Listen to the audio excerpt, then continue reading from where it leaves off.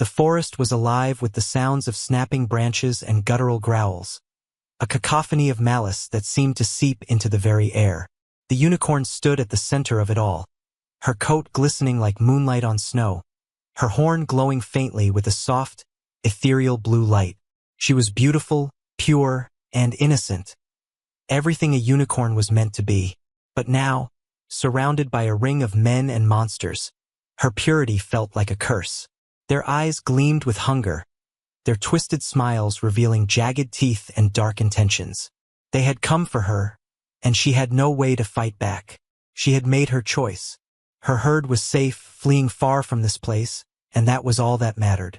But now, as the circle tightened around her, she felt the weight of her sacrifice pressing down on her chest. Her hooves stamped nervously against the damp earth, and her breath came in short, panicked bursts. She reared up, her horn flaring brighter, trying to intimidate them, but the creatures only laughed, a sound that sent shivers down her spine. "Run," she whispered to herself, though she knew it was too late. There was no escape. The spears and pikes hemmed her in, their sharp points glinting in the dim light. She closed her eyes, preparing for the end, when a sudden, deafening roar shattered the silence. The unicorn's eyes snapped open. Beyond the ring of her tormentors, a figure emerged from the shadows of the forest. He was massive, towering over the men and monsters alike, his presence like a storm rolling in. His skin was a dark bronze, his body clad in a patchwork of wolf pelts and wyvern hides. A crimson gem glowed from his chest, pulsing like a heartbeat, and in his hands, he wielded an axe that seemed to hum with a dark, ancient power. But it was his eye that caught her attention. A single, burning red orb that glowed like a dying star, casting an eerie light across the battlefield. "Begone, wretches," he growled, his voice deep and resonant, like the rumble of distant thunder. "Or by dawn, you'll be nothing but carrion for the crows." The creatures hesitated, their confidence wavering as they turned to face this new threat. But their hesitation was short-lived. With a collective snarl, they charged at him, their weapons raised high. The unicorn watched in stunned silence as the man met their charge head-on, his axe swinging in wide, deadly arcs. The first wave fell before they could even reach him, their bodies cleaved in two or sent flying like ragdolls. He moved with a speed and ferocity that defied his size, his laughter echoing through the forest as he cut through their ranks. "Is this all you've got?" he taunted, his voice dripping with contempt. "Pathetic. I've seen children put up more of a fight." The unicorn couldn't tear her eyes away. She had never seen such violence, such raw, unbridled power. It was terrifying yet mesmerizing. The man was a whirlwind of destruction, his axe carving a path through the sea of enemies. But even he was not invincible. Spears and knives found their mark, piercing his flesh and drawing blood.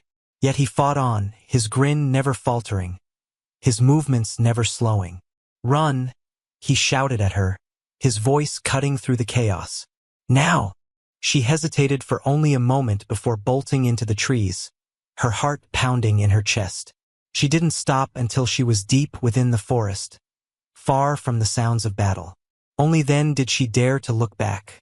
The scene that greeted her was one of utter carnage. The ground was littered with bodies, their blood staining the earth a dark, ominous red.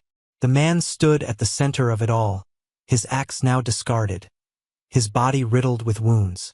He was surrounded by the last of his attackers, their numbers dwindling but still formidable. They hurled spears and stones at him, their desperation growing as they realized they could not defeat him. The man raised his arms, using the shields of fallen enemies to block their attacks. But the shields were soon shattered, and the projectiles found their mark. He staggered under the onslaught, his movements growing sluggish, his breathing labored. Yet still he fought. With a roar, he grabbed a spear from the ground and hurled it back at his attackers, impaling one of them against a tree. He repeated the motion, his strength waning but his resolve unbroken. The unicorn watched in horror as the man finally fell to his knees, his body pierced by countless weapons. The remaining attackers closed in, their weapons raised for the final blow. But before they could strike, the man let out a final, defiant laugh. "You think this is enough to kill me?" he gasped, blood pouring from his wounds. "I've faced worse than the likes of you." With the last of his strength, he reached for the glowing gem embedded in his chest. The moment his fingers touched it, a blinding red light erupted, engulfing the battlefield. When the light faded, the attackers were gone, reduced to ash, and the man lay motionless on the ground. The unicorn approached cautiously, her heart heavy with grief. She knelt beside him, her horn glowing softly as she touched it to his cheek. His skin was cold, his breathing shallow. She could feel the life slipping away from him. "Why?" she whispered, her voice trembling. "Why did you save me?" The man's eye flickered open, his gaze meeting hers. "Because you are pure," he said, his voice barely audible. "And this world needs purity, more than it needs men like me." Tears welled in the unicorn's eyes as she leaned down, nuzzling his forehead. "Tell me your name," she pleaded. "Let me remember you." The man smiled faintly. "Saul," he murmured. "Just Saul." With that, his eye closed, and his body went still. The unicorn stayed by his side, her tears falling onto his blood-stained face. She stayed there until the sun began to rise, casting its golden light over the battlefield. Only then did she rise, her coat now stained with his blood, a mark of his sacrifice that she would carry for the rest of her immortal life. Years turned into centuries, and the unicorn never forgot Saul. She wandered the world, learning the languages of men, until one day, she returned to the forest where he had fallen. There, she carved his name into a stone, a monument to the man who had given his life to protect her innocence. And so, the legend of the red unicorn was born. A tale of sacrifice, courage, and the enduring power of purity in a world consumed by darkness. The legend of the red unicorn grew, whispered among the forests and mountains, carried on the tongues of travelers and bards. Her coat, once as white as freshly fallen snow, now bore the crimson stain of Saul's blood, a mark of her debt to him, a reminder of the day she had been saved by a man who had nothing to gain and everything to lose. She became a symbol of hope for the innocent and a warning to the wicked. But for the unicorn herself, the weight of Saul's sacrifice was a burden she carried in silence. She wandered the world, her hooves carrying her to places no unicorn had ever tread. She walked among the cities of men, her presence both awe-inspiring and unsettling. The people who saw her spoke of her in hushed tones, calling her the red unicorn, the blood-stained savior, the guardian of the forgotten. But she did not stay long in any one place. The memories of that day haunted her, and she could not bear to linger where the shadows of men's hearts grew too dark. Yet, as the years turned to decades and the decades to centuries, the unicorn began to notice something strange. The world was changing. The forests she had once known were shrinking, cut down by axes and consumed by fire. The rivers ran black with filth, and the air grew thick with smoke. The men who had once revered her now looked upon her with greed in their eyes, their hands reaching for weapons instead of offering kindness. The purity she embodied was fading, replaced by a growing darkness that seemed to seep into the very fabric of the world. One day, as she stood on the edge of a dying forest, the unicorn felt a familiar presence. It was faint, almost imperceptible, but it was there. A flicker of the same aura she had felt on the day Saul had saved her. She followed it, her heart pounding with a mixture of hope and dread, until she came to a small village nestled in the shadow of a mountain. The village was in ruins. The houses were burned, the fields scorched, and the bodies of the villagers lay scattered like broken dolls. At the center of the destruction stood a figure, his back to her, his hands clutching a bloodied axe. The unicorn's breath caught in her throat. Couldn't be. And yet, as the figure turned to face her, she saw the same glowing red eye, the same bronze skin, the same wolf pelt cloak. "Saul," she whispered, her voice trembling. The man's eye narrowed, and for a moment, there was no recognition in his gaze. Then, slowly, a smile spread across his face, a smile that was both familiar and terrifying. You, he said, his voice rough and gravelly. I remember you. The unicorn took a step back, her heart racing. This was not the Saul she had known. His aura, once a beacon of strength and defiance, was now twisted, corrupted by something she could not name. The gem in his chest, once a source of power, now pulsed with a sickly, unnatural light. What happened to you? She asked, her voice barely above a whisper. Saul laughed, a sound that sent chills down her spine. What happened to me? The world happened. The cruelty, the greed, the endless cycle of violence. I gave my life to protect the innocent. And for what? So they could destroy themselves? So they could turn on each other like animals? No, I've seen the truth now. There is no purity in this world. Only power. The unicorn shook her head, her horn glowing faintly as she took another step back. That's not true. There is still good in the world. There is still hope. Hope! Saul spat, his voice rising. Hope is a lie. A pretty story we tell ourselves to make the pain bearable.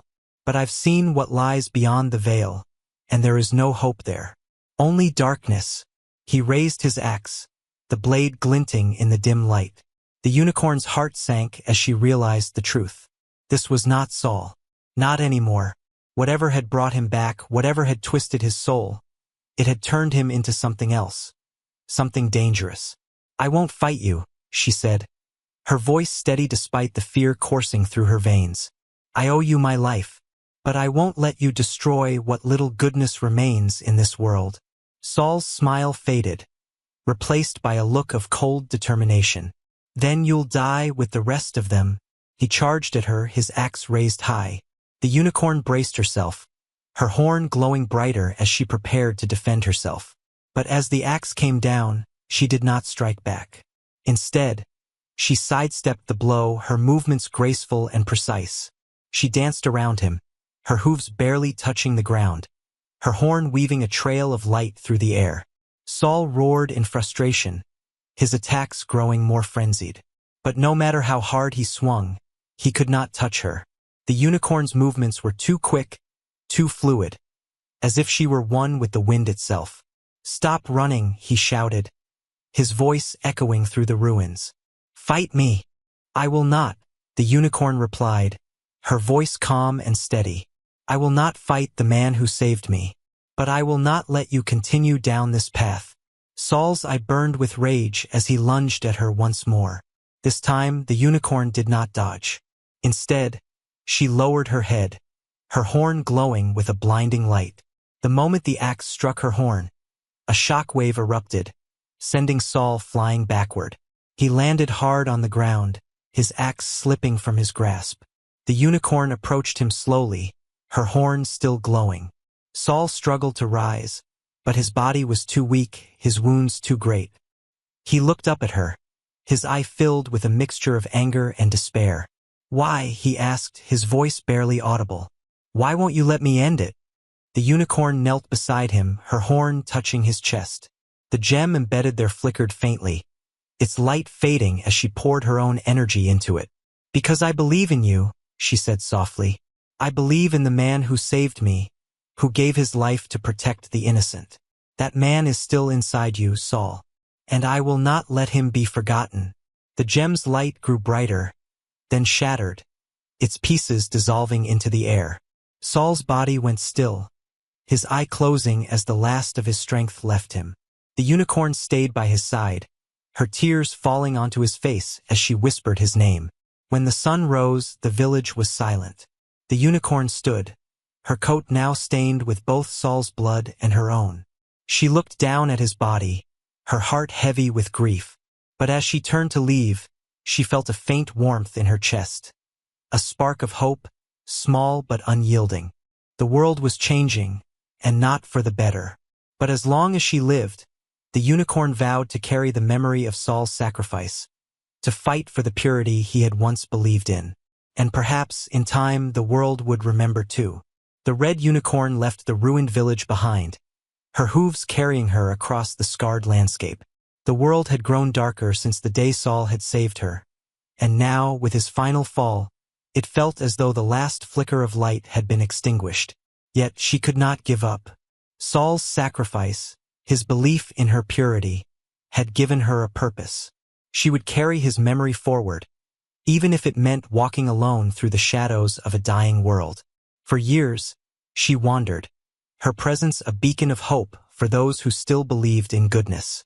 She healed the sick, protected the weak, and fought against the encroaching darkness. But the stain of Saul's blood on her coat was a constant reminder of the cost of such battles. It was a mark of her debt, a symbol of the price paid for her survival.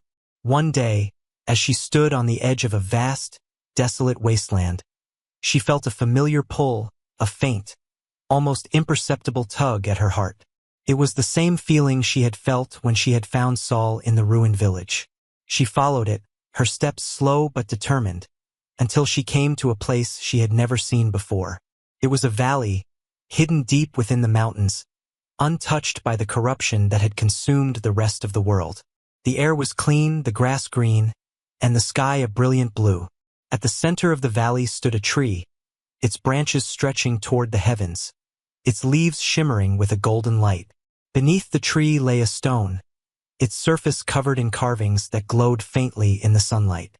The unicorn approached the stone, her heart pounding with a mixture of hope and fear. As she drew closer, she saw that the carvings were names, hundreds of them, etched into the stone in countless languages. And at the top, in bold, unmistakable letters, was a single word: Saul. Tears welled in her eyes as she realized what this place was. It was a memorial, a testament to those who had given their lives to protect the innocent. And Saul's name was at the forefront, a symbol of his sacrifice and the legacy he had left behind. The unicorn knelt before the stone, her horn glowing softly as she touched it to the surface. The carvings began to shimmer, their light growing brighter until it enveloped her completely. She felt a warmth spread through her body, a sense of peace she had not known in centuries. When the light faded, the unicorn stood, her coat now gleaming with a radiant, golden hue. The stain of Saul's blood was gone, replaced by a light that seemed to come from within. She looked down at the stone, her heart filled with gratitude and resolve. "Thank you," she whispered, her voice carrying on the wind. "I will not forget." With that, she turned and left the valley, her steps lighter, her purpose clear.